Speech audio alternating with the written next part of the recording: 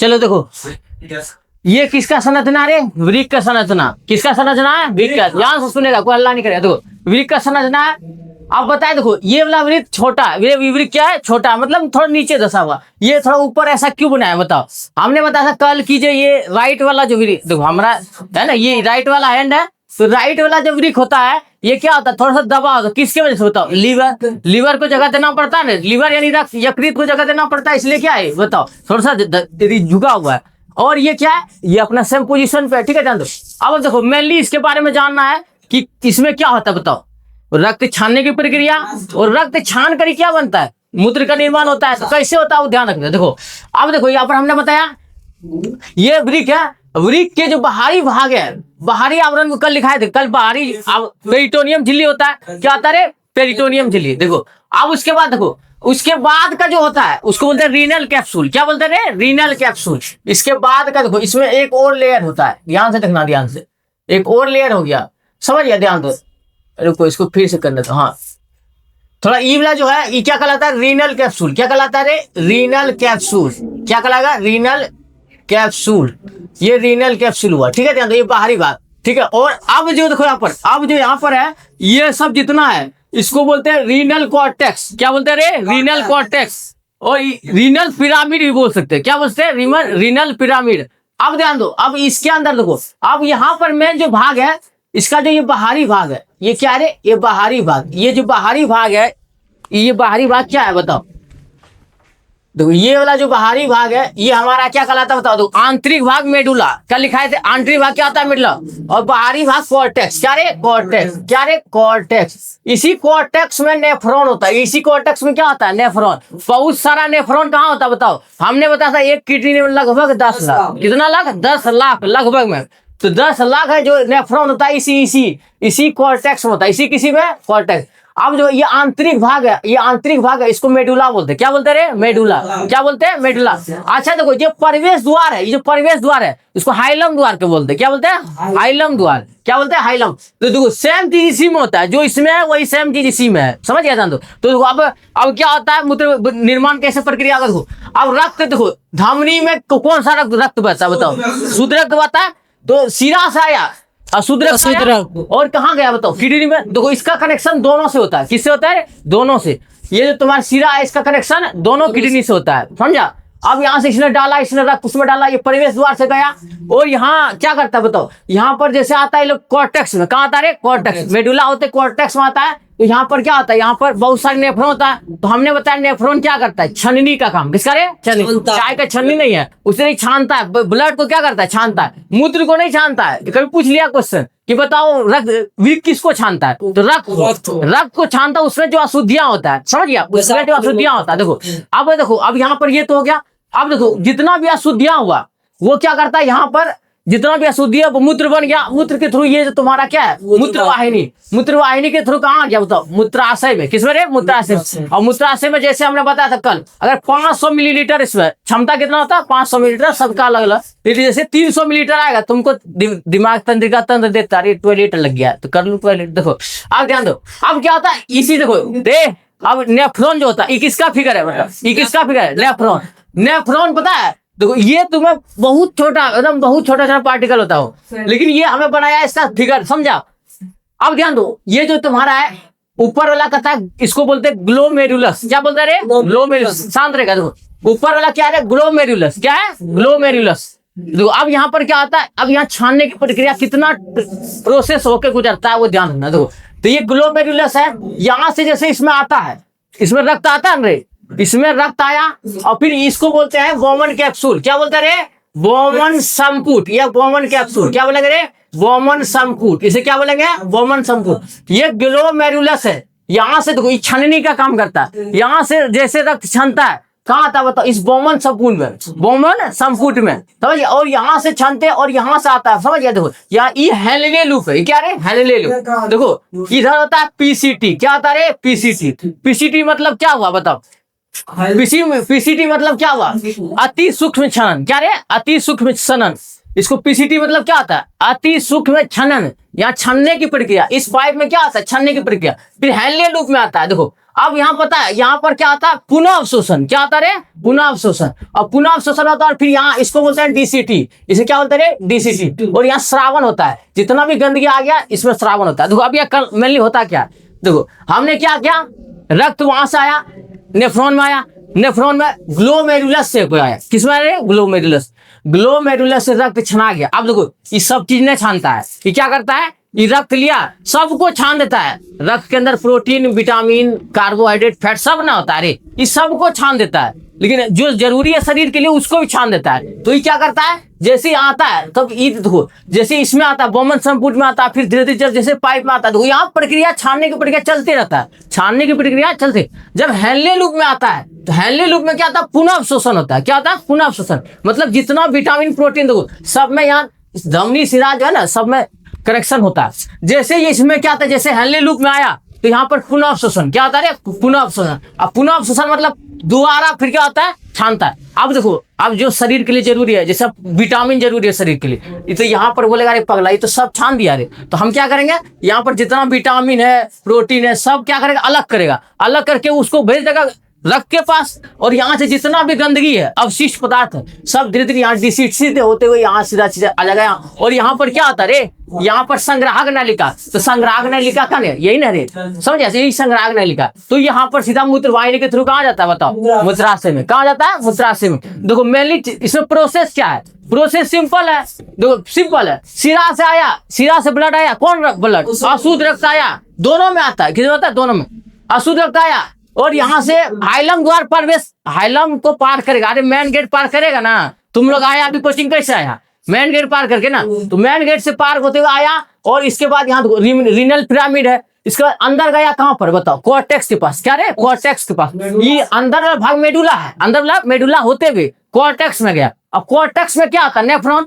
अब नेफ्रॉन के पास गया, वो छानने की प्रक्रिया शुरू कर दिया। और नेफ्रॉन कैसे छानता है, हमने बोला यहाँ जैसे रखता आया, इसी तरह पता है, इसी तरह जो नेफ्रॉन है, ये नेफ्रॉन बहुत छोटा था, एकदम बहुत छोटा। हम तो बड़ा बनाए क्योंकि उसको माइक्रोस्कोप से देखा गया, माइक्रोस्कोप से। देखो अब यहाँ जैसे ही ग्लोमेरुलस में आया, यहाँ रक्त छानने की प्रक्रिया, इन छाननी की तरह काम किया, इसने सब चीज छान दिया, सब चीजें छान दिया, खाली रक्त को भेज देता। रक्त में जो प्रोटीन, विटामिन है, सबको छान दिया। और छानते छानते इसमें आया, बोमन संपुट में। कहाँ आया, बोमन संपुट में। अब धीरे धीरे पाइप में आने लगा। अब पाइप में आने लगा तो हेनले लूप है, यू आकार का होता है। तुमसे पूछ रहा है हेनले लूप किस आकार का होता है, यू आकार का। किस आकार का, यू आकार। अब यहाँ पर जैसा आया तो यहाँ पुनः अवशोषण होता है। क्या होता है, पुनः अवशोषण। देखो यहाँ पर निस्पंदन, निस्पंदन मतलब छानना, अल्ट्रा फिल्ट्रेशन। क्या होता है, अल्ट्रा फिल्ट्रेशन। यहाँ पर छाना जाता है। और जैसे ही आया यहाँ पुनः अवशोषण। अवशोषण मतलब क्या, जो विटामिन, प्रोटीन, जो ये भी छान गया, सब छान देता है, इसको उससे कोई मतलब नहीं, सब छान देता है। जैसे आया तब दिखा देते रही, तो शरीर के लिए सब जरूरी है, ये उसको भी छान रहा है। तब इसको क्या करता है, बताओ, यहाँ पर पुनः अवशोषण होता है। अब देखो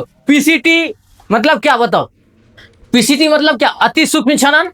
और यहाँ से जब यहाँ पूरा पुनः अवशोषण हुआ, फिर डीसीटी, डीसीटी मतलब श्रावण निष्कासन, डीसीटी मतलब श्रावण निष्कासन। और यहाँ से जो भी हुआ, यहाँ से संग्राहक नालिका होते हुए कहाँ चले गया, बताओ, मूत्राशय। कहाँ चलेगा, मूत्राशय। देखो अब तुमसे मेनली यही होता है, इसमें कुछ नहीं होता है, समझ गया। अब तुमसे पूछ लेगा कि उत्सर्जन तंत्र है ना, उत्सर्जन तंत्र के अंदर किसका किसका अध्ययन करते हैं, बताओ। तो वृक्क का, किसका करते रहे, वृक्क का। देखो ये वाला फिगर और ये वाला फिगर कोई एक दे देगा, 5 नंबर क्वेश्चन पूछ लेगा कि बताओ नेफ्रॉन का चित्र बना के सचित्र वर्णन करें, या फिर भी यदि तुमसे देगा कि वृक्क का संरचना बना के वर्णन करें। तो कोई भी एक 5 नंबर में देगा, उसके बारे में पहले फिगर बनाना, फिगर में ही नंबर है, बाकी लिखना है तुमको ज्यादा नहीं, 4-5 लाइन लिखेगा तो हो जाएगा। मेनली फिगर में लाइन नंबर है, इसमें भी फिगर में, इसलिए ये दोनों फिगर रट जाना, एकदम एकदम बना के, एकदम अपने से प्रैक्टिस करे बना के हो जाएगा, समझा। अब देखो अब तुमसे पूछेगा कि बताओ उत्सर्जन तंत्र के अध्ययन को क्या बोलते हैं, उत्सर्जन तंत्र के अध्ययन को क्या बोलते हैं, यूरोलॉजी। क्या बोलते हैं रे, न्यूरोलॉजी। तुमसे पूछेगा वृक्क के अध्ययन को क्या बोलते हैं, नेफ्रोलॉजी। क्या बोलते हैं रे, नेफ्रोलॉजी। तो लिखो फटाफट वाला बात, तो लिखो उत्सर्जन तंत्र के अध्ययन को, उत्सर्जन तंत्र के अध्ययन को यूरोलॉजी कहते हैं। क्या कहते हैं रे, यूरोलॉजी, यूरोलॉजी, समझा, ये यूरोलॉजी कहते हैं, ठीक है। उत्सर्जन तंत्र के अध्ययन को क्या बोलते हैं रे, यूरोलॉजी। फिगर बाद में बनाना, बाद में किताब से देखकर बना लेना, ठीक है। अभी पहले जो लिखा रहे हैं वो लिखो। हुआ रे, बताओ। उत्सर्जन तंत्र के अध्ययन को यूरोलॉजी। लेकिन अगर तुमसे पूछे वृक्क के अध्ययन को क्या बोलते हैं बताओ, वृक्क के अध्ययन को क्या बोलते हैं, नेफ्रोलॉजी। लिखो वृक्क के अध्ययन को नेफ्रोलॉजी कर, वृक्क के अध्ययन को नेफ्रोलॉजी करते हैं। अच्छा सुनो, कल ये बात लिखाए हैं, याद होगा तुम लोग के, तब कल लिखाए थे कि वृक्क की संरचनात्मक एवं क्रियात्मक इकाई कौन है, नेफ्रॉन। पूछ लिया है, बहुत बार क्वेश्चन पूछ लिया है, बात ध्यान रखना। तो लिखा रे, क्या लिखा बताओ। हाँ, उस वृक्क के अध्ययन को नेफ्रोलॉजी क्या बोलते हैं, नेफ्रोलॉजी। क्या बोलेंगे, नेफ्रोलॉजी। ये मार्कर कैसा है रे, नेफ्रोलॉजी क्या बोलते हैं रे, नेफ्रोलॉजी, नेफ्रोलॉजी, इसको नेफ्रोलॉजी बोलते हैं। क्या बोलते हैं रे, नेफ्रोलॉजी। बात समझ आया, ध्यान दो। अब देखो प्रोसेस, इसको पता है, ये सब जितना भी प्रोसेस हुआ ये सब लिखना है, समझ गया। हम तुम लोग को बता दें कैसे लिखना है, उसको लिखना है। इसमें इस चैप्टर में अब ज्यादा कुछ नहीं है। इस चैप्टर में हमें पढ़ना था क्या क्या उत्सर्जन होता है, उत्सर्जन पदार्थ क्या है, उत्सर्जी अंग क्या है, वो हमने पढ़ लिया, ठीक है। थोड़ा सा किडनी के बारे में पढ़ना था, हमने किडनी के बारे में पढ़ लिया, है ना। हमने बताया था कल किडनी का वजन कितना होता है, लगभग 140 से 170 ग्राम के बीच होता है। अब शरीर पे निर्भर करता है कि जितना बड़ा शरीर है उतना बड़ा एथी होगा, ठीक है। फिर हमने लिखाया था तुम लोग को कल कि वृक्क का आकार किसके आकार करता है, सेम के बीच, है ना। सेम के बीच का नहीं तो देखो सब आदमी अपना मुट्ठी बांधता है रे, जितना बड़ा मुट्ठी उतना बड़ा तो वृक्क, जितना बड़ा मुट्ठी उतना बड़ा वृक्क, समझ गया था, ये चीज जाना। अब उसके बाद हमने बताया, तो हमने बताया धमनी, ब्लड कहाँ से आएगा, सिरा से, ब्लड कहाँ से आएगा, सिरा से, जान। और कहाँ से, हाइलम द्वार होते हुए, कहाँ रे, हाइलम द्वार होते हुए, मेडुला होते हुए कहाँ चल जाएगा, कॉर्टेक्स में। कहाँ चल जाएगा, कॉर्टेक्स में। और कॉर्टेक्स में क्या होता है, नेफ्रॉन। क्या होता है, नेफ्रॉन। एक किडनी में लगभग 10 लाख नेफ्रॉन, जो कितना लाख नेफ्रॉन है, और सब छानने की प्रक्रिया करता है, समझ गया। तो सब छानता है, वो छान कर जो भी अवशिष्ट पदार्थ है, जो भी उससे संग्रह से उसको कहाँ भेजता है, संग्राहक नालिका होते हुए मूत्रवाहिनी में। मूत्रवाहिनी सीधा कहाँ बताओ, मूत्राशय से। मूत्राशय से हमें पता चल रहा है, तो फिर तंत्रिका तंत्र बताता है। हमें भूख लगा, कौन बताएगा, तंत्रिका तंत्र, अगला चैप्टर में है ना। तो वो सब इतना अंदर टॉयलेट लग गया है, समझ गया। अब ध्यान दो, अब मेनली क्या करना है यहाँ पर, समझना ये है, ये फिगर तुमको याद रखना, ये फिगर तुम्हें खुद प्रैक्टिस करना, बना के 1-2 बार करेगा तो हो जाएगा, समझ गया।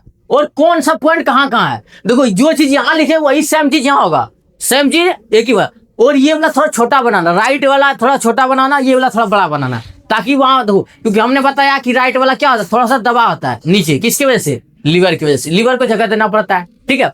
अब ध्यान दो, ये नेफ्रॉन है, इसमें ये वाला ग्लोमेरुलस, क्या रे, ग्लोमेरुलस। तुमसे पूछेगा कि अल्ट्रा फिल्ट्रेशन कहाँ होता है, अल्ट्रा फिल्ट्रेशन कहाँ होता है, तो बोलेंगे कहाँ पर होता है, ग्लोमेरुलस में। कहाँ होता है रे, ग्लोमेरुलस। लिखो तुम अल्ट्रा फिल्ट्रेशन, या उसको बोले निस्पंदन, निस्पंदन, निस्पंदन कहाँ होता है, या लिखना रक्त का निस्पंदन कहाँ होता है, डायरेक्ट लिखो ना, रक्त का निस्पंदन कहाँ होता है, ग्लोमेरुलस में। लिखना रक्त का निस्पंदन ग्लोमेरुलस में होता है, किसमें होता है, ग्लोमेरुलस में। किसमें रे, ग्लोमेरुलस। अब ध्यान दो, रक्त का निस्पंदन किसमें, ग्लोमेरुलस। तो वो जो अल्ट्रा फिल्ट्रेशन मतलब ज्यादा फिल्टर कर देता है, अल्ट्रा फिल्ट्रेशन मतलब ज्यादा फिल्टर, हमने सब चीज फिल्टर कर देता हो, लेकिन उतना जरूरी है फिल्टर करना नहीं। फिर उसके बाद बोमन संपुट में आता है, और बोमन संपुट से आते हुए तो यहाँ जो हेनले लूप में आता है, तो यहाँ पुनः अवशोषण होता है। क्या आता है, पुनः अवशोषण। देखो तीन वो चीज पे काम करता है। देखो पहला हमने बताया नेफ्रॉन, पहला क्या आता है बता तो, निस्पंदन। क्या रे, निस्पंदन, निस्पंदन होता है, इसको बोलता है। दूसरा क्या आता है, पुनः अवशोषण। क्या आता है, पुनः अवशोषण, पुनः अवशोषण। क्या आता है, पुनः अवशोषण। और तीसरा क्या आता है, श्रावण। क्या आता है, श्रावण। बात समझा। यही 3 प्रोसेस नेफ्रॉन फॉलो करता है। देखो क्या करे, निस्पंदन, निस्पंदन कौन करता है, ग्लोमेरुलस। निस्पंदन कौन करता है, ग्लोमेरुलस। पुनः अवशोषण कौन करता है, हेनेले लूप। पुनः अवशोषण कौन करता है, हेनेले लूप। और श्रावण कहां से होता है, ये संग्राहक नालिका से। कहां से रे, संग्राहक नालिका। इसको बोलेंगे संग्राहक नालिका। क्या बोलेंगे रे, संग्राहक नालिका, संग्राहक नालिका। बात समझ आया। तो देखो मेनली इतना ही प्रोसेस होता है। तो ये लिखा कि पुनः अवशोषण कहाँ होता है, देखो पुनः अवशोषण हेनेले लूप में होता है। कहाँ होता है रे, हेनेले लूप में। पुनः अवशोषण कहाँ होता है, हेनेले लूप में लिखा रे। पुनः अवशोषण हेनले लूप में होता है। कहाँ होता है? Henle loop.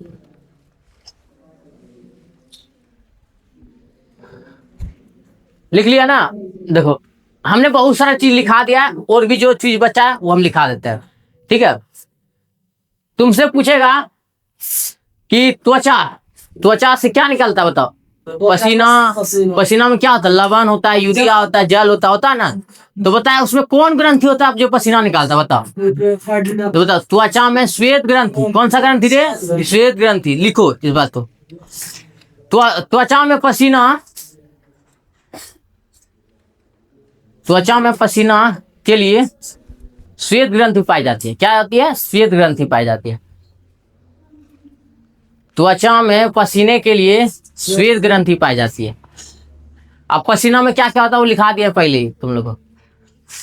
त्वचा में पसीने के लिए श्वेत ग्रंथि, श्वेत जानता है ना? 100 श्वेत ग्रंथि। समझ क्या हुआ? श्वेत ग्रंथि पाई जाती है।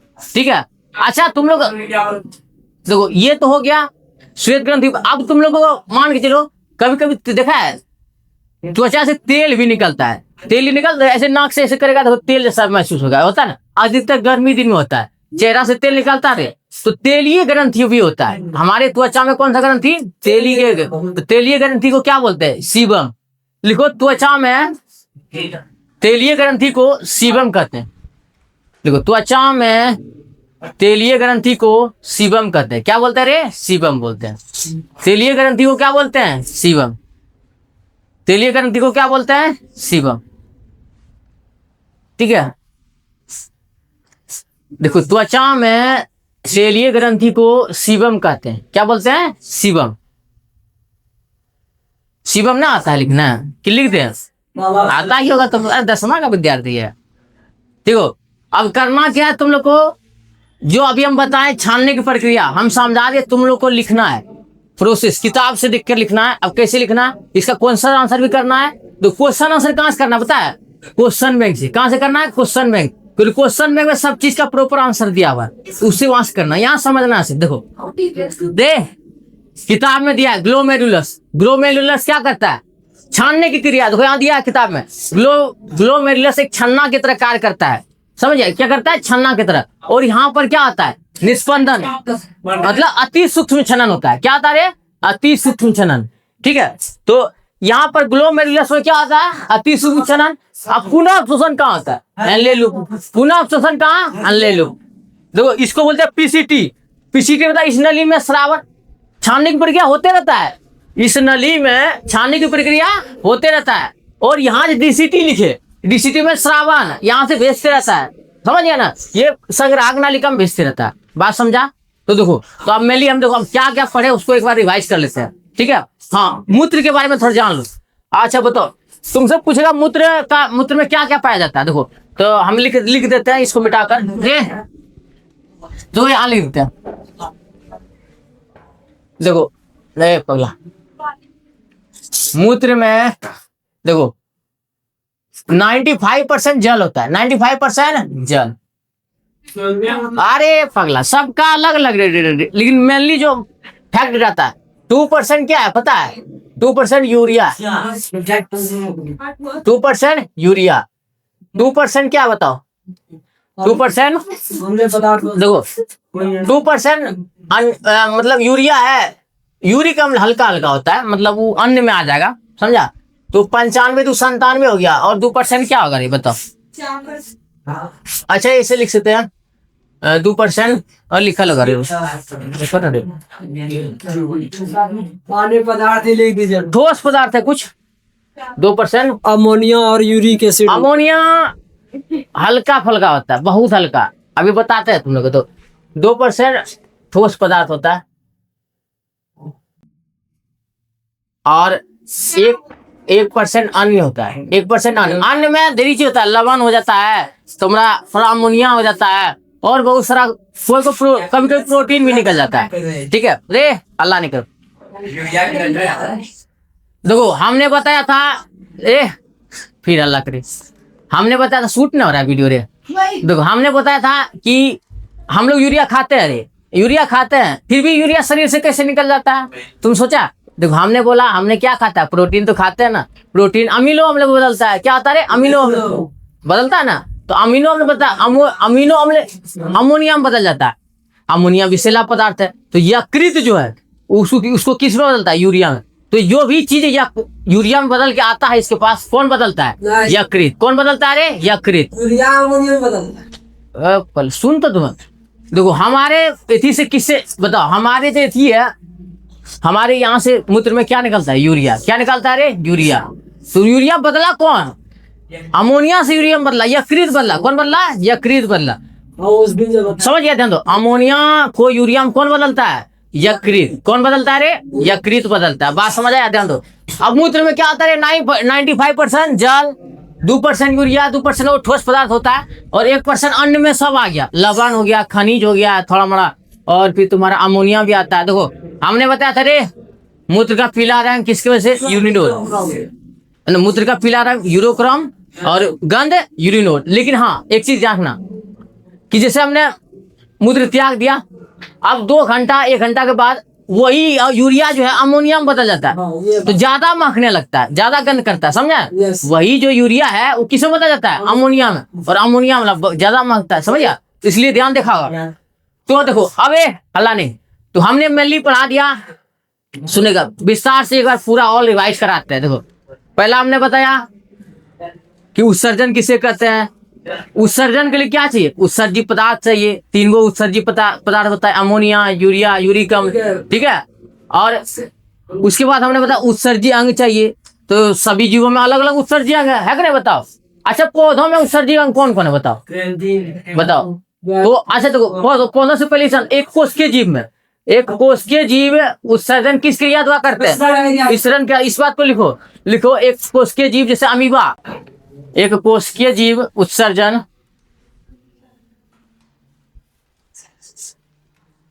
विसरण प्रक्रिया द्वारा करते हैं। किसकी वजह से रे, विसरण प्रक्रिया द्वारा। किस प्रक्रिया द्वारा, विसरण। एक कोशिकीय जीव उत्सर्जन विसरण प्रक्रिया द्वारा करते हैं। किसके द्वारा, विसरण प्रक्रिया द्वारा, ठीक है। किसी को दिक्कत है, अब ध्यान दो। अब लिखो पादप में उत्सर्जन। पादप में उत्सर्जन, पादप में उत्सर्जन क्या होता है पता है, देखो पादों में या पौधों में, पादप में एक ही बात हुआ। देखो पौधों में उत्सर्जन, देखो ऑक्सीजन। अच्छा देखा, कभी कभी किसी पौधा को तोड़े दूध निकलता है, व्हाइट निकलता है ना, वो क्या है उसका उत्सर्जी पदार्थ। वो क्या है, उत्सर्जी। किसी पेड़ को ऐसे थोड़ा सा उसका छील दिए तो भूरा टाइप का बन जाता है ना, वो क्या है उसका उत्सर्जी पदार्थ। तो लिखो पौधों में उत्सर्जी पदार्थ। पौधों में उत्सर्जी पदार्थ कौन कौन है बताओ। तो पहला लिखेगा गोंद। पहला क्या रे, गोंद। पहला क्या है, गोंद। पहला क्या है, गोंद लिखा। उसका वो टैनिन, टैनिन गोंद लिखा, कोमा टैनिन। उसका रेजिन, उसके बाद है रेजिन, ठीक है। लेटेक्स, हाँ लेटेक्स। लेटेक्स पता है किसमें निकलता है, जो दूधिया, हाँ जो अधिकतर दूधिया पौधा सब होता है ना उसमें, वो सब। अच्छा तुम लोग देखा रबर, देखा रबर, रबर का पेड़ होता है, केरल में है रबर का पेड़। तो वहां जो पेड़ कैसे छील देता है, नीचे वो लगा देता है छानने वाला। अब वो जो पेड़ से निकलता है वो क्या है, उसका उत्सर्जीय पदार्थ है रे। उस पेड़ का क्या है, उत्सर्जीय पदार्थ। वहां से रबर निकाल, उसी से रबर वाला चीज होता है, टायर, समझ। हाँ बबूल में गोंद निकलता है रे, रे अल्लाह ने, बबूल में जो गोंद निकलता है बहुत फायदेमंद होता है, खाते हैं सर। हाँ उसको फुला के खाने से रे, बबूल में जो गोंद निकलता है उसको वो बिकता है रे, वो बिकता है, उससे फायदा होता है, समझा। उससे बहुत फायदा होता है। क्या होता है सर, क्या होता है उससे पता है, पाचन शक्ति मजबूत होता है, गट हेल्थ बहुत सही होता है, बहुत चीज उससे होता है, ठीक है रे अल्लाह ने। तो पादप में उत्सर्जित पदार्थ जान गया। और पूछो रे, किसको किसको क्वेश्चन है, पूछो सर। यहाँ पे जो प्रोटीन बना हुआ है यहाँ पे, हाँ, और वो प्रोटीन कहाँ चल गया? अरे यहाँ हमने बोला ना, देखो यहाँ पर एक फुल फिगर नहीं है ये, यहाँ पर सब जगह सिरा धमनी जुड़ा होता है। ओरिजिनल फिगर बताएगा ना, सब जगह सिरा धमनी। देखो यहाँ से जैसे यहाँ पर क्या हुआ, प्रोटीन विटामिन सब छाना, और यहाँ लगा रहता है। यहाँ पर क्या धमनी रहता है, धमनी में भेज देता है सीधा। सब जगह यहाँ पर हर जगह पर क्या लगाता है, सिरा धमनी, समझिया। तो अच्छा जितना भी है ब्लड के थ्रू छाना भेज दिया, ब्लड के थ्रू छाना भेज दिया। लेकिन मेनली प्रोसेस क्या है कि ग्लोमेरुलस सब ये छान देता है, सब चीजें छान देता है, प्रोटीन विटामिन सब छान देता है।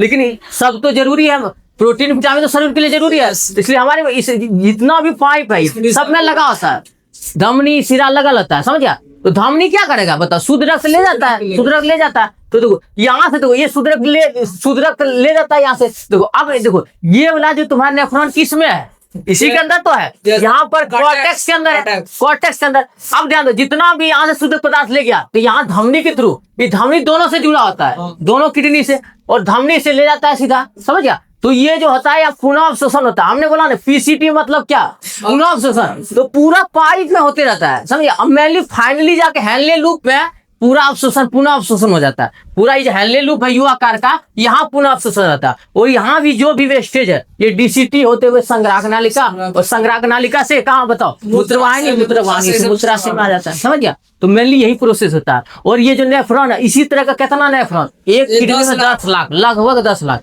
अब जिसका किडनी बड़ा होगा थोड़ा ज्यादा होगा, ठीक है। तो 10 लाख नेफ्रॉन एक दो इतना छानने की प्रक्रिया करता है। हमने बताया था देखो पादप में उत्सर्जन देखो हमने बताया था, देखो जो पौधा होता है, छोटा छोटा पौधा होता है रे, उसकी पत्तियों में क्या होता है, रंध्र, क्या होता है रे, रंध्र, यानी स्टोमाटा कहता है। वो वाष्पोत्सर्जन की प्रक्रिया द्वारा क्या करता है, उत्सर्जन करता है। रे छोटे पौधों में जो उत्सर्जन होता है कैसे होता है बताओ, पत्तियों में क्या होता है, रंध्र देखा, स्टोमाटा छिद्र होता है, पत्तियों में क्या होता है, छोटा छोटा छिद्र होता है, उसी को क्या बोलते बताओ, स्टोमाटा या रंध्र बोलते हैं, समझा।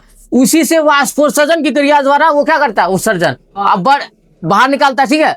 और बड़ा जो पेड़ है उसमें निकलता है ना, अरे बड़ा पेड़ में अवशिष्ट पदार्थ निकलता है। पीछे हल्ला काहे करते रे, ध्यान सुनो। हमने बोला बड़ा जो पेड़ है उसमें क्या निकलता है, अवशिष्ट पदार्थ निकलता है, गोंद के रूप में, रेजिन के रूप में, कैटनिन के रूप में, सब बताए थे ना, ठीक है। और बात करें तुम लोग को हीमोडायलिसिस, किस बारे में रे, हीमोडायलिसिस हम बताए, देखो उसको विस्तार से समझ लो। हीमोडायलिसिस क्यों करवाता है, कौन करवाता है, देखो हीमोडायलिसिस वो वैसा व्यक्ति करवाता है जिसका क्या होता है बताओ, पूरा किडनी दोनों खराब। किडनी खराब मतलब क्या, तो नेफ्रॉन, क्या रे, नेफ्रॉन क्या करता है बताओ, तो नेफ्रॉन छानने का काम करता है ना, तो छानना वो नेफ्रॉन खत्म हो जाता है, नेफ्रॉन जो क्या होता है खराब हो जाता है, समझा। जिसकी वजह से क्या होता है, किडनी, हम लोग बोलते हैं किडनी खराब हुआ, किडनी नहीं खराब होता, कौन खराब होता है, नेफ्रॉन खराब होता है, यानी छाननी खराब हो गया। अच्छा बताओ चाय छन रहा है, छन्नी में छेद है, छनाएगा रे, डायरेक्ट चाय चल जाएगा, समझा। उसी तरह वही है, नेफ्रॉन खराब हो गया तो नहीं, तो हम लोग बोलते हैं किडनी खराब हो गया। और देखो किडनी सही नहीं हो सकता, किडनी ट्रांसफर क्या लगता है, दूसरे का किडनी तुम्हें लगाया जा सकता है, लेकिन तुम्हारा वाला किडनी सही नहीं हो सकता, बात समझ आया। देखो लीवर जो है, लीवर में पता है, लीवर में चाकू भोंक देगा ना, और फिर निकाल देगा, और फिर वो अपने आप को क्या कर लेगा, रिकवर कर लेगा। उसमें रीजनरेशन प्रॉपर्टी होता है, मतलब अपने आप को पुनः क्या कर लेगा। गिरगिट्टी देखा है, कोई पूछड़ी काट दो फिर ना बढ़ जाता है, वैसा लीवर है। लीवर हमरा पता है, इसमें ज्यादा भी कितना भी आघात हो जाए, लेकिन वो अपने आप को रिजनरेशन फिर से वो अपने रूप में लेते आता है, समझ गया। लेकिन किडनी ऐसा नहीं होता है, किडनी एक बार खराब हो गया तो ठीक ना हो सकता है, तुम बदलवा लो किडनी, ठीक है। या हीमोडायलिसिस करवाता है, जिसका दोनों किडनी खराब हो गया वो क्या कराता है, हीमोडायलिसिस कैसी प्रक्रिया देखो समझो।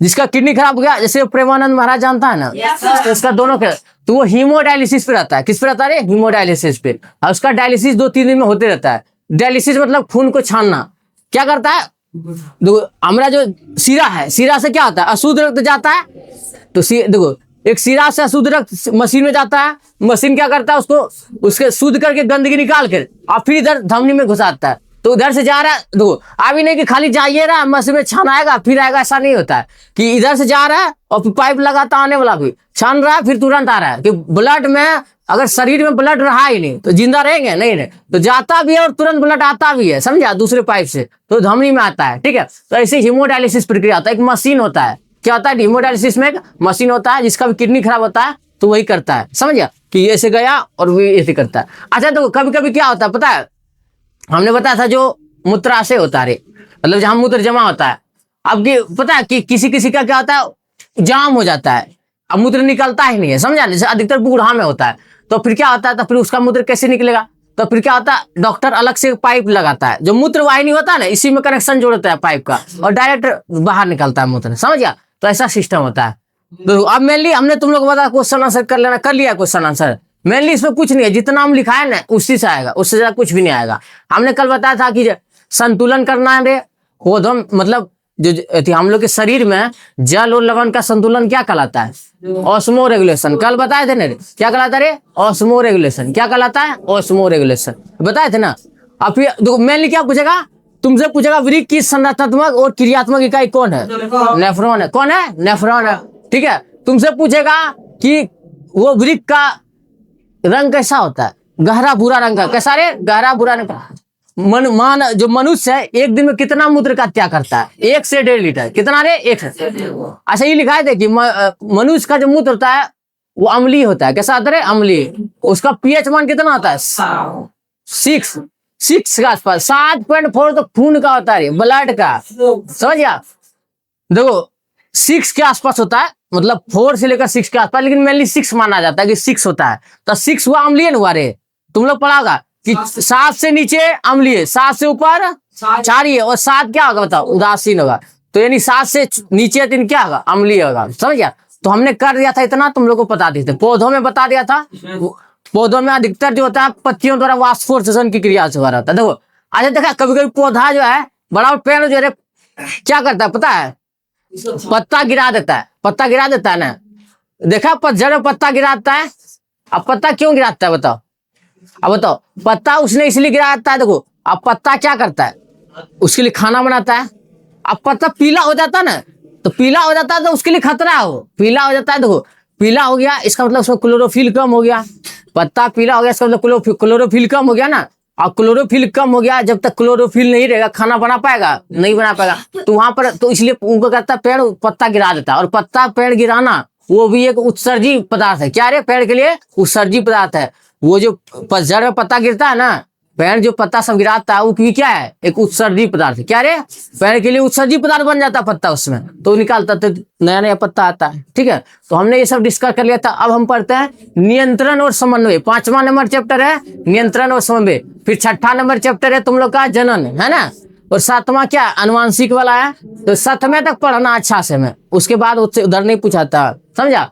तो नियंत्रण और समन्वय क्या हुआ, नियंत्रण मतलब कंट्रोल, नियंत्रण मतलब कंट्रोल, और कोऑर्डिनेशन मतलब समन्वय, मतलब वातावरण के साथ समन्वय बनाना। देखो कंट्रोल मतलब क्या होता है, देखो जैसे हमारा दिमाग, शरीर को पूरा कौन कंट्रोल कर रहा है, मस्तिष्क कर रहा है।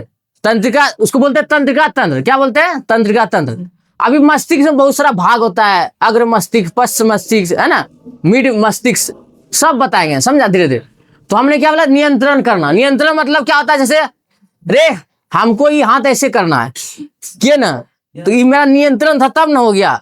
मेरे दिमाग पे खुद का नियंत्रण, शरीर पूरा शरीर पे नियंत्रण है दिमाग का, हमको ऐसे करना है, तो नियंत्रण था, समझा। तो पूरा शरीर का जो नियंत्रण कौन करता है, तंत्रिका तंत्र। कौन करता है, तंत्रिका। अब बता कि समन्वय, समन्वय क्या होता है, वातावरण के साथ मेल जोल करना, वातावरण के साथ क्या करना, अपने आप को ढाल लेना, वही क्या कहलाता है, समन्वय। जैसे अभी ठंडी आ गया, अब शरीर क्या बताया, बताओ वातावरण में ठंडा आ गया, तो शरीर दिमाग क्या बताया, नहीं अरे कपड़ा पहनो, स्वेटर पहनो, यानी हमने वातावरण के साथ समन्वय बना लिया। अब जैसे अभी तुम लोग को ठंडा सुबह लगा था, तुम लोग आग जला रहा था, तो क्या कर, कैसे क्यों जला रहा था बताओ, शरीर बोला थोड़ा ठंडा लग रहा है, थोड़ा सा आग जला लो, तो यानी हमने वातावरण में ठंडा था तो हम इसके साथ समन्वय बिठाकर क्या किया, आग जलाए और अपने आप को क्या किए, गर्मी महसूस करवाए, समझा। तो वैसे होता है। तो नियंत्रण मतलब खुद पे नियंत्रण, समन्वय मतलब वातावरण के साथ तालमेल बैठाकर जो अनुक्रिया हम करते हैं वो क्या कहलाता है, समन्वय। वो क्या कहलाता है, समन्वय। तो मेनली इसके बारे में हमें पढ़ना है, किसके बारे में पता है, तंत्रिका तंत्र। किसके बारे में, तंत्रिका तंत्र, समझिए। मस्तिष्क, तंत्रिका तंत्र के अंदर क्या आता है, मस्तिष्क। देखो हमारा मस्तिष्क किससे किससे बना था पता है, ये तो पूरा खोपड़ी यही है, ठीक है। और एक नीचे रीढ़ का हड्डी देखा पीछे रे, रीढ़ की हड्डी में स्पाइनल कॉर्ड होता है। क्या होता है, स्पाइनल, मेरुरज्जु जिसको बोलते हैं। क्या बोलते हैं रे, मेरुरज्जु। वो गोल अंगुली, गोल टाइप का होता है, पूरा शरीर में जुड़ा होता है। देखो अब ये समझना, हम क्या करते रे, बाहर से नॉलेज लेते हैं और शरीर के अंदर लेते हैं ना। बाहर से नॉलेज लिए, शरीर में गया, कुछ सुने तो शरीर में गया, समझ गया। अब उसके अनुसार अपने आप को बदलते हैं, समझ गया। अब फिर क्या कुछ देखो, अब दिमाग क्या किया, दिमाग का कंट्रोल शरीर पे है, तो दिमाग क्या क्या शरीर की ओर गया, एक बार इंफॉर्मेशन लेके गया कि हाथ को बोला, जैसे हम अभी खाना खाना है तो बताओ दिमाग जाएगा हाथ के पास, अरे खाना खाना है, उठाओ हाथ, ऐसे उठाओ, खाना मिलाओ खाओ। तो दिमाग, ये सब कौन बता रहा है? हाथ को। हाथ के पास दिमाग है, वो दिमाग बता रहे कि अरे खाना खाना है, तो हाथ को ऐसे ऐसे करेंगे, ऐसे खाएंगे। तो यानी शरीर से सूचना गया, किसके पास गया? हाथ के पास। शरीर दिमाग से सूचना गया हाथ के पास ना, हाथ के पास गया तो हाथ क्रिया किया, समझा। अब फिर क्या आता है, बहुत सारा क्या होता है, अब कभी चोट लग गया, तब अब कौन बताएगा? अब हाथ बताएगा, क्या बताएगा? अरे चोट लग गया, तब दिमाग को पता, ओ यहाँ चोट लगा, खून बह रहा है, तब दिमाग कहता ना ये करो ना, पट्टी लगाओ, ये करो वो करो। तो इसमें दो चीज होता है, पहला क्या, दिमाग से जितना भी हमारा सूचना है शरीर में जाता है, और शरीर से सूचना कहाँ जाता है? दिमाग में जाता है। हमें ठंडा लग रहा है तो शरीर में ठंडा लग रहा है, तो शरीर से सूचना गया कहाँ? दिमाग में। तब दिमाग बोला रे ना स्वेटर पहनो, ना जैकेट पहनो, मफलर पहनो, है ना। तो ये सब क्या है बताओ? ये सब समन्वय, ये क्या रे? समन्वय। आज देखो मेनली क्या होता है, अब पता कैसे चल जाता है? अरे हमारे हाथ को कैसे पता चल जाता है कि हमको ठंडा लग रहा है, गर्म लग रहा है? तो हमारे शरीर में ज्ञानेंद्रियां हैं। क्या रे? ज्ञानेंद्रियां, सेंसरी ऑर्गन, जिसको क्या बोलते हैं? Sensory organ. समझना, हमारे जो शरीर में सेंसरी 5 गो सेंसरी ऑर्गन है। हमारे शरीर में कितने ज्ञानेंद्रियां बताओ? 5 गो ज्ञानेंद्रियां। कितना ज्ञानेंद्रियां? 5 गो। देखो तो 5 ज्ञानेंद्रियां है ना, ज्ञानेंद्रियां है, ठीक है। तो 5 ज्ञानेंद्रियां है, कौन कौन है बताओ? पहला क्या बताओ? आंख है। अच्छा देखो सुनो, आंख है। आंख क्या करता है? आंख के अंदर प्रकाश ग्राही होता है। क्या होता है? प्रकाश ग्राही। क्या होता है? प्रकाश ग्राही होता है। देखो अब प्रकाश ग्राही क्या करता है पता है? देखने का काम करता है। क्या करता है? देखने का काम। हमने बताया, तुम लोग आंख के बारे में पढ़ा होगा, रेटिना के, है ना। तो आंख में कौन सा अंग होता है? प्रकाश ग्राही संवेदी अंग होता है। क्या होता है? प्रकाश ग्राही संवेदी अंग होता है, ठीक है। तो ये क्या करता है? देखने का काम। क्या करता है रे? देखने का काम करता है। जो भी देखता है वो किसको बताता है? दिमाग को। ये देखने का काम करता है, ठीक है, ध्यान। अब देखो दूसरा क्या बता रहे, उसके बाद नाक है। नाक है ना, बताओ। देखो इसमें घ्राण ग्राही होता है। घ्राण ग्राही क्या रे? घ्राण ग्राही संवेदी अंग होता है। नाक में क्या होता है? नाक में जो है घ्राण ग्राही संवेदी अंग होता है। और ये क्या करता है बताओ? सुगंध लेने के लिए रे। ये किसके लिए जिम्मेदार है बताओ? सुगंध लेने के लिए, ठीक है। बताओ ये किसके लिए? सुगंध लेने। बात समझ आया? तो हमने बोला क्या बताओ रे? आंख है, कोई चीज देखा, आंख तुरंत बता दिया दिमाग को कि हमने ये देखा, ठीक है। फिर नाक है, नाक में क्या आता है? घ्राण ग्राही। अच्छा कोई चीज का सेंट आता है, पता चल जाता है रे। कैसे पता चलता है? हाथ को पता चलता है, पैर को पता चलता है। किसको पता चला? नाक को ना। तो नाक में क्या ऐसा जैसे पता चल जाता है कि ये मीठा सुगंध है, ये टेस्टी वाला सुगंध है, ये खट्टा सुगंध है, या थोड़ा ही गंदा बदबूदार सुगंध है, ये खूबसूरत सुगंध है। कैसे पता चला? तो नाक में घ्राण ग्राही रे। नाक में क्या आता है? घ्राण ग्राही संवेदी अंग होता है रे। नाक में क्या आता है? घ्राण ग्राही संवेदी अंग होता है, समझा। अब बताओ ये क्या करता है? सुगंध लेने में मदद करता है। और जो भी सुगंध लिए तो दिमाग को बताता है कि इस प्रकार का हमने सुगंध लिया। फिर दिमाग बताता अरे ये तो फलना चीज का सुगंध है ना, ये तो बदबू सुगंध है, ये नाला वाला सुगंध है, ये बिस्किट का सुगंध है, ये भोजन का सुगंध है। ये सब कौन बताता है बताओ? ये घ्राण ग्राही बताता है। देखो अरे सबका सुगंध पता है दिमाग को, सबका सुगंध पता है दिमाग, खाली ये तो बताता है कि आई सामने सूंघा है रे अल्लाह ने। ये नाक क्या करता है? नाक के जो घ्राण ग्राही होता है बताता है कि हम ऐसा सूंघे। तो अब बताओ किस चीज का सेंट है? तब बोलता है अरे ये तो फलना का सुगंध है, समझ गया ना। आप देखो नाक के बाद क्या होता है बताओ? तीसरा कान होता है रे, कान होता है। अब बताओ अब इसमें रे कान में स्वर्गग्राही होता है। क्या होता है रे? स्वर्गग्राही। क्या होता है रे? स्वर्गग्राही मतलब सुनने का रे, अल्लाह नहीं। कान में स्वर्गग्राही सुनता है, लेकिन रे कान को थोड़ी पता है ये डीजे का साउंड है, मोबाइल का साउंड है, बकरी का साउंड है, ये गधा का, गाय का साउंड है, पता है? ये तो दिमाग बताता है रे। एक बार मेरा आवाज तुम लोग सुन लिया, दिमाग में फिट हो गया, अरे ये तो प्रदीप सर का आवाज है ना, ठीक है। तो कान सुनने काम किया, जैसे हम बोले अभी तुमने सुना, फिर दिमाग बताया अरे ना ये प्रदीप सर का आवाज है, ठीक है। तो ये क्या करता है सुनने के लिए, किसके लिए रे, सुनने के लिए, ठीक है। सुनने का जो भी है वो सुनने के लिए है, समझा करे। अब बता रे, अब ये देखो, तो ये सब क्या है बताओ, ये सब संवेदीय है, ये क्या है रे, संवेदीय। अब उसके बाद बताओ चौथा क्या, बताओ चौथा कितना बताओ, जीव है रे, जीव नहीं है। देखो जीव में क्या होता है, स्वाद ग्राही, जीव में क्या होता है रे, स्वाद ग्राही अंग होता है, ठीक है। अब बताओ ध्यान दो रे, हल्ला नहीं। जैसे हम कुछ भी खाते हैं, तीजन जी बता देता ना, अरे खट्टा है मीठा है, तो जी को थोड़ी पता खट्टा मीठा है, वो तो दिमाग को पता है खट्टा मीठा है।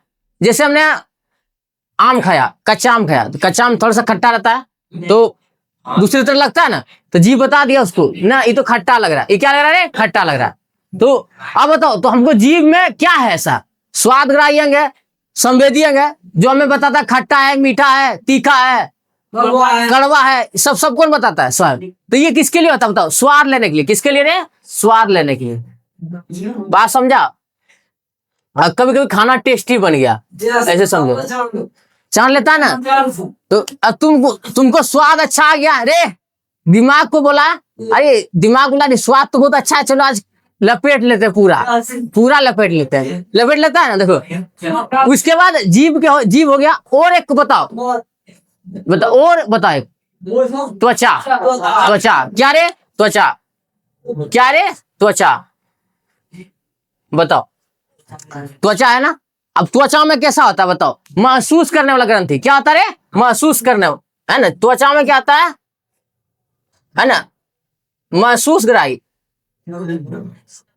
यह इसको मतलब फीलिंग करते हैं कोई भी चीज। हमें देखो, हमको कोई चुट्टी काटा, पता चल जाता है, बर्फ छू लिए, ठंडा लगा, तुरंत कौन बताया, बताओ।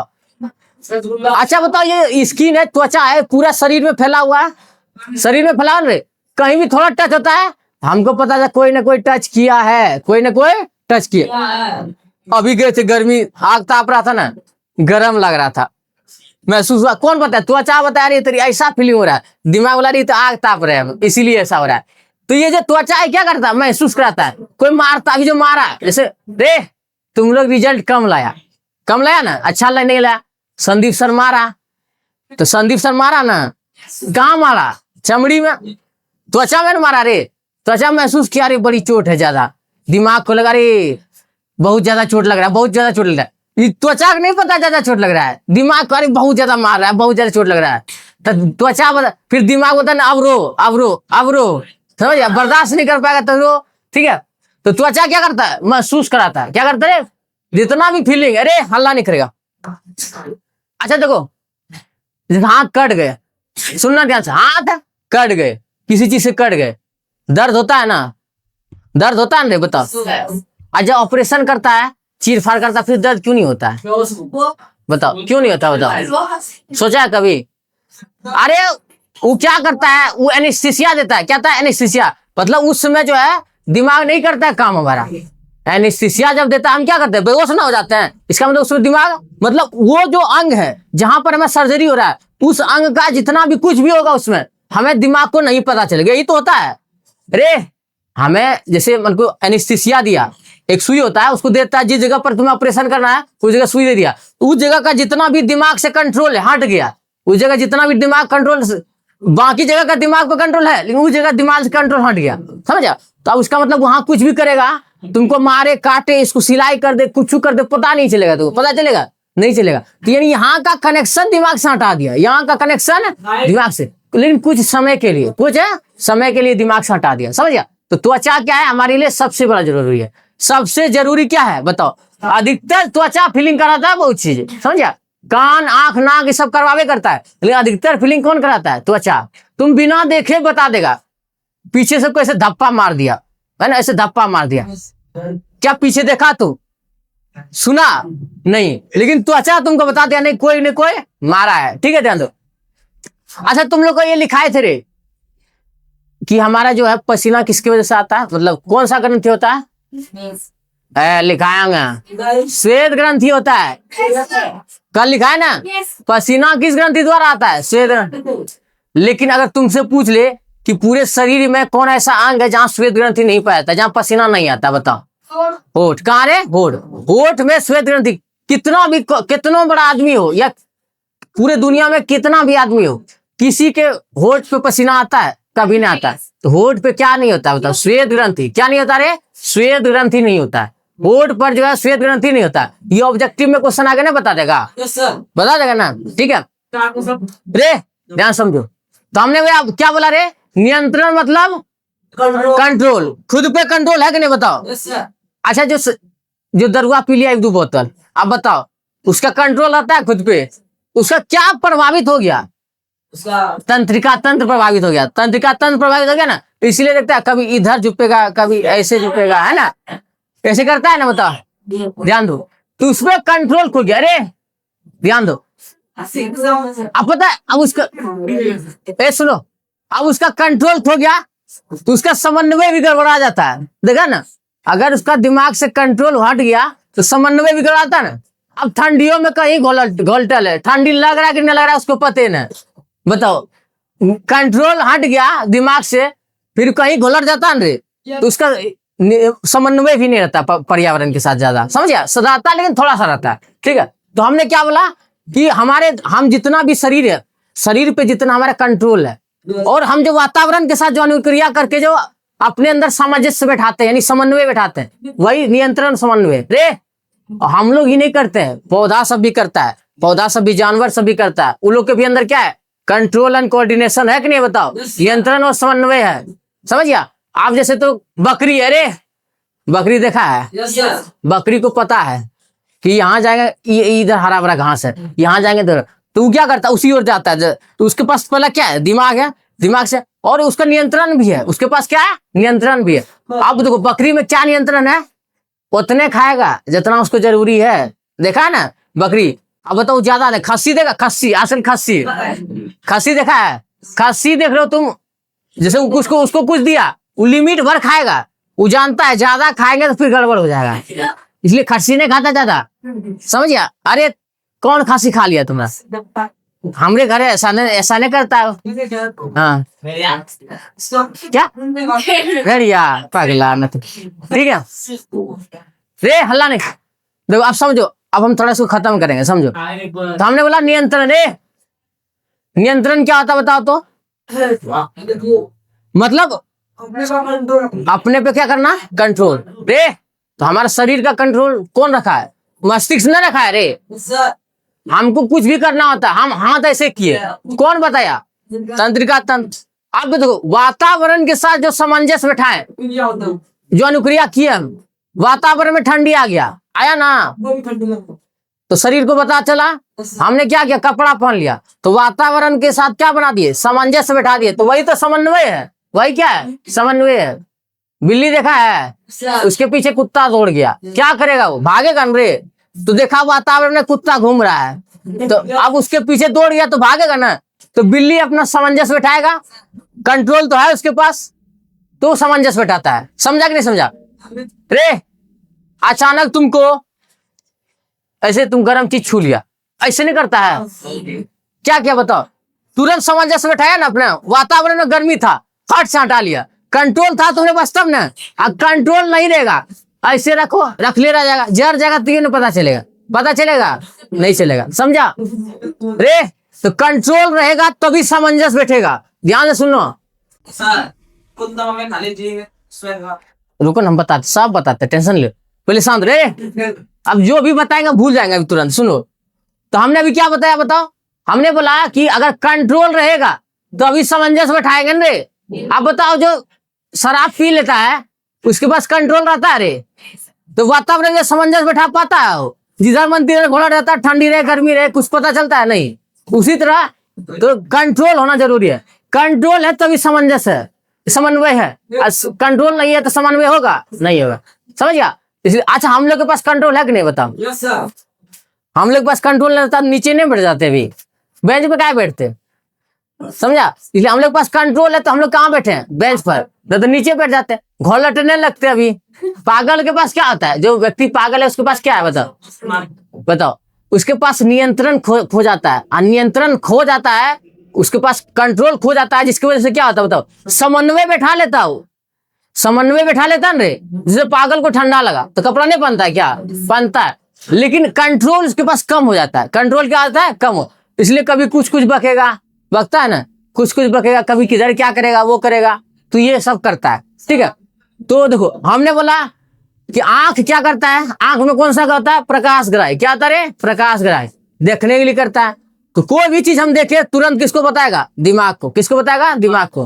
तो दिमाग उसके अनुसार अपने आप को क्या करता है, ढाल लेता है, उसके अनुसार अपने आप को शरीर। उसके बाद नाक में क्या होता है बताओ, घ्राण ग्राही। नाक में क्या होता है, घ्राण ग्राही। घ्राण मतलब सूंघने वाला, जो भी चीज सूंघते हैं, तो जो भी सूंघे, लेकिन नाक को सेंट नहीं पता दिमाग को। तो नाक बोलेगा कि तू ऐसा सूंघे, तो दिमाग बोलेगा ये तो ये बदबू वाला सुगंध है, ये मीठा वाला सुगंध है ना, ये टेस्टी सब्जी का सुगंध है। तो ये बताता है नाक सबको। ठीक है, फिर कान में स्वर्गराही होता है, कुछ भी सुनते हैं तब किसका आवाज, जैसे डीजे का आवाज है, कैसे पता चला, तो कान को थोड़ी पता है, दिमाग को पता है। तो तुम जैसे कान सुना तो बताते ना ये तो डीजे का आवाज है ना।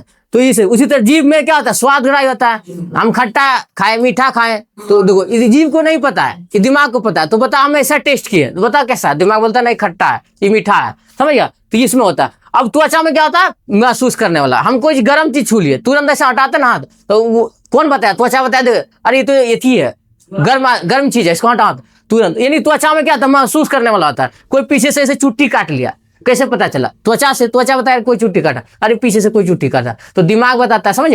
तो त्वचा इन्फॉर्मेशन किसको दिया, दिमाग को, यानी दिमागी तंत्रिका तंत्र को। और फिर हमने उसके बाद तुरंत क्रिया किया, है ना, तुरंत क्रिया किया ना, नहीं अपने आप में समन्वय बैठाया, समन्वय बैठाया ना। तो हमको ठंडा लगा, हमने क्या किया, कपड़ा पहन लिया, तो वातावरण में ठंडा, तो हमारे पास कंट्रोल था, तो समन्वय पता चला, ठंडा लगा तुरंत कपड़ा पहन लिया। तो वातावरण के साथ क्या किया, हमने समन्वय बैठाया, तो नियंत्रण है मेरे पास शरीर में, और हमने वातावरण था तालमेल बैठा लिया, तो क्या हो गया, समन्वय, समझ गया। तो हम इसी तरह इसके बारे में पढ़ेंगे धीरे धीरे। मानव जो दिमाग है, ब्रेन के बारे में पढ़ेंगे, तंत्रिका तंत्र कैसे काम करता है, इसमें कौन कौन सा भाग होता है, सब हम उसको डिटेल से डिस्कस करेंगे। ठीक है, बाकी जो पिछला चैप्टर बनाया तो क्वेश्चन आंसर कर लिया सबने, कर लिया है। और एक बार जितना भी हमें ऑनलाइन में लिखा है सबको याद कर लेना, समझा। वहीं से क्वेश्चन आएगा, कहीं से अति लघु दीर्घ उत्तरीय सब आ जाएगा उसी से। ठीक है।